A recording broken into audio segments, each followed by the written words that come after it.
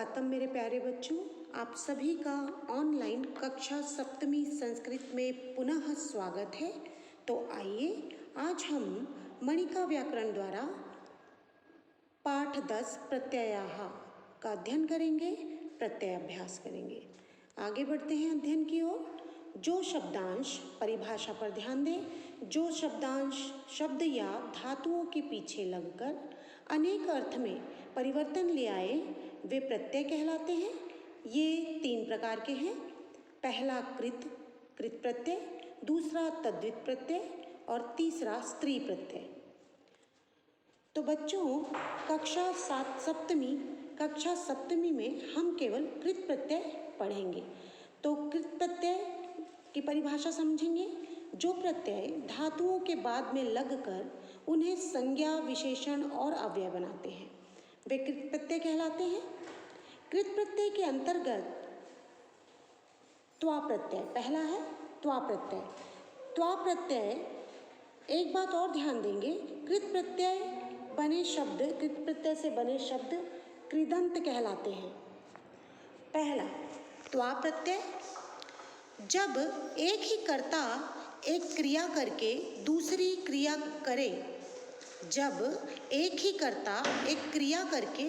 क्रिया करे, तो पहली क्रिया में करके अर्थ के लिए त्वा प्रत्यय का प्रयोग होता है।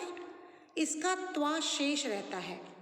उदाहरण स्वरूप पठ धन त्वा, पद बनेगा पठित्वा, यहाँ पर इट का आगम होगा।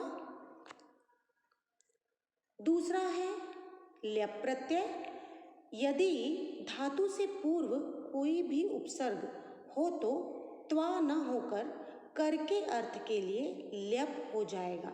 इसका य शेष रहता है। जैसे सम, धन, पठ, धन, ल्यप मिलकर बना शब्द संपठ्य। संपठ्य शब्द बना, यहाँ पर इट का आगम नहीं होता और धातु शब्द से पहले उपसर्ग का प्रयोग होता है। तीसरा है तुमुन प्रत्यय। तुमुन प्रत्यय में इस प्रत्यय का प्रयोग के लिए के अर्थ में होता है तथा तुम शेष रहता है। जैसे पठ धन तुमुन मिलकर पद बनेगा पठितुम, यहाँ पर भी इट का आगम है, पद बनेगा पठितुम। तो यह है तुमुन प्रत्यय। चौथा है तव्यत प्रत्यय। इस प्रत्यय का प्रयोग चाहिए और योग्य के अर्थ के लिए होता है। इसका तव्य शेष रहता है। इसके तीनों लिंगों में रूप चलते हैं। तो उदाहरण देखेंगे, जैसे पठ धन तव्यत शब्द बना पठितव्य। पुल्लिंग में वही शब्द हो जाएगा पठितव्यः, स्त्रीलिंग में होगा पठितव्या और नपुंसक लिंग में होगा पठितव्यम। आगे बढ़ते हैं 5वें प्रत्यय की ओर।